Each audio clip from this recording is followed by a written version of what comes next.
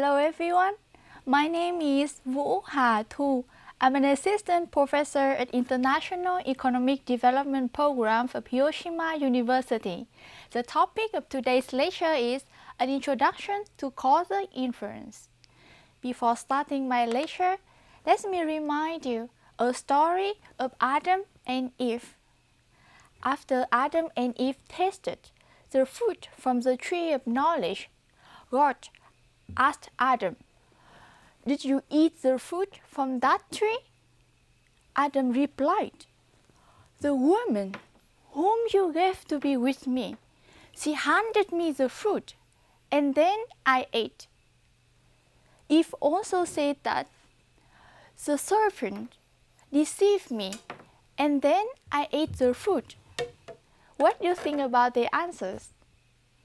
The thing to notice about this story is that God did not ask for explanations, only for the facts. But Adam tried to give a reason why things happened or what caused him to eat the forbidden fruit. And Adam was the father of causal inference. And the causal inference or causality is just awareness of what truly causes what. And according to Adam, he ate the forbidden fruit because Eve gave it to him. In other words, that Eve handed the forbidden fruit to Adam caused him to eat the forbidden fruit. And according to Eve, the deceit of the serpent caused her to eat the forbidden fruit. And as a human, we're always curious what causes what or why things happen. And the causal, as you can see, the causal effects often had two components, the cause and the effects. We call the cause or the reasons as the treatment variable. And we call the effect or the results as the outcome variable. In our previous example about the story of Adam and Eve, that Adam ate the forbidden fruit is the outcome variable. And that Eve handed the forbidden fruit to Adam is the treatment variable. And that Eve ate the forbidden fruit is the outcome variable. And the deceit of the serpent is the treatment variable. So people often ask the causal questions almost every day. For example, in the morning when I wake up late, I often ask myself, can skipping breakfast cause the future body weight? Or can I lose my weight? And students always curious, can higher education lead to higher income in the future? And policymakers would like to know the impact of giving 100,000 Japanese yen on people's welfare during the COVID-19 pandemic. And as you can see, the cause and effect appears everywhere. And it's very hard to imagine that anyone here who is not dealing with causal effect. So what causal effect? What benefits causal effect can bring to art? Or why it's important? If we know something truly causes something, we can make big differences on how we act to achieve or attain our goals. For example, we can implement effective policies or programs to achieve our goals. Now let's suppose that we are policymakers and we would like to improve the school attendance, because in many rural areas, the school attendance rate is very low. So what can we do? So what caused the increase in the school attendance? What causes? People often think about the subsidies. For example, providing cash transfer to the family of the kids, or providing school meals, or providing scholarship or uniforms. So how about the deworming or other interventions that improve the health of the kid. And as a policymaker, we need a range of the options. And then we can select what is effective among us to attain our goals. And researchers just examine the impacts of several interventions on improving student participation in school. And look at this graph. It shows the additional year of education per $100 spent by intervention. You can see we have several interventions here. For example, like cash transfer program, or scholarship, or deworming. And then it shows the additional years of education per $100 spent per intervention. And surprisingly, the deworming adds 11.9 years of education per $100 spent, while the subsidy or the cash transfer program here only at 0.01 to 0.17 years of education per $100 spent. And among those interventions, deworming is the most cost-effective means of increasing school attendance. And based on this research, the school-based deworming has been scaled and adapted in many countries, including Nigeria, Ethiopia, Kenya, Pakistan, India, and Vietnam. And it has reached over 229 million children in 2018. So understand the causal effects can help us to implement effective policies or programs to attain our goals. However, it's not easy to identify the causal effect because people often misunderstand that the correlation is causality. But it's not. Correlations always show you the connection or relationship between the phenomena. It does not imply that something causes something. In reality, we can see many phenomena have strong correlation, strong connection, but they have no causality. And people also misunderstand that reverse causality is causality. Let's see detail in several examples. We all know that the rooster crows is highly correlated with the sunrise. Rooster crow and sunrise. The question is that the rooster crows cause sunrise? Of course not, because if rooster crows can cause sun to rise, we could make the night longer by wake up our rooster late or make him crow lately, so that we can enjoy our sleep longer.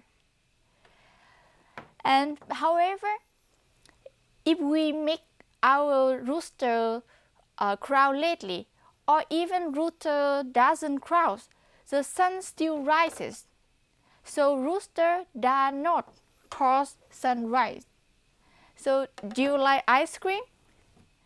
Yeah, actually I like ice cream a lot, especially matcha ice cream and chocolate ice creams. Unfortunately, statistics shows strong correlation between the sales of ice cream and forest fires. As you can see from this graph, both sales of ice cream and forest fires are low in the December, January, February, and March, but they rise significantly during June, July, and August. So as a policymaker, should I ban the ice cream to reduce the forest fires? Yeah, why not? Actually, the graph shows us the strong connection or correlation between sales of ice cream and forest fires. But sales of ice creams do not cause forest fires. So if there is no causality here, why we can see the strong connection between the sales of ice cream and forest fires? So what happened here? If there is no causality, why they have strong connection? Actually from this graph, we can see that both sales of ice cream and forest fire are low during winter and high during the summer. So weather is a third factor here. Weather is the reasons causing the change in the sales of ice creams, and weather is also the reasons causing the change in the forest fires. And due to the weather, we can see the strong connection between the sales of ice cream and forest fires, and we call weather as a confounder. So confounders are the factors which affect both the treatment variables and outcome variables, or confounders affect both the cause and the effects. And because of the confounders, we can see the strong connection or correlation between the phenomena, even they have no causality. So let's see a more complicated example about skipping breakfast and overweight. Look at this graph. It comes from a research paper, Associations of Breakfast Skipping with Obesity and Health-Related Quality of Life, evident from a national survey in Taiwan. And the graph shows the percentage of obesity by the breakfast consumption. And you can see the strong connection between them. Actually, the breakfast skipping, the less breakfast, you can see highly correlated with the overweight and obesity. And several researchers and papers found that emphasize these associations or this correlation. But please remember that they did not claim any causality here. They always say the associations or the correlation, but no causality. Let's see how is it said in the newspaper. Eat your breakfast to prevent future weight gain. Adolescents who skip breakfast may develop obesity. Eating breakfast may beat the teen obesity. So if I'm the reader without any knowledge about correlation and causalities, I definitely would think that skipping breakfast caused overweight or obesity. But actually it's just an overstatement from the newspapers. We all know that they may have confounder here. Something affects both the skipping breakfast and obesity. So what are confounders in this example? Let's think about it together. The first confounder is the unhealthy diet. The people with the unhealthy diet tend to skip breakfast. And those people also have high chance to get obesity or overweight. So what about another confounder? How about the less physical activities? The people with less physical activities tend to skip breakfast, and they also can easily gain weight. So due to that confounder, we can see strong connection between skipping breakfast and overweight. From my 3 examples, I would like to emphasize that the correlation does not imply causality. And even you see very strong connection between the Y and the T in the 2 graphs, very positive or very negative, very highly correlation. It does not imply causality, or it's not enough to prove the causality. So please remember that correlation does not imply causality. And the next concept I want to show you is the reverse causality. People also often misunderstand that reverse causality is causality. Let's see the funny talk between a man and a woman. The woman say, "Oh, I want to get married because studies show that married people are happier." And the man say, "Oh no, the smarter interpretation is that no one wants to marry an unhappy person." So according to the woman, getting married makes people happy. But according to the man, happy people tend to get married. And it is a typical example of reverse causality. So reverse causality refers either to a direction of cause and effect, contrary to presumption or a two-way causal effect relationship. So please remember that what truly causes what. After getting the importance and the trick of the causalities, the next question is how we can estimate the causality. How we can do that. So let's see a simple example. This is my grandfather. Unfortunately, he always had a hair. And then he buys a tooth of hair treatment and apply it every day, correctly, of course. After 1 year, he finds that, oh, I only have a hair. No more hair grows. And then he thinks that, this hair treatment has no impact on my hair. And he threw away this hair treatment. So what do you think? Is she correct?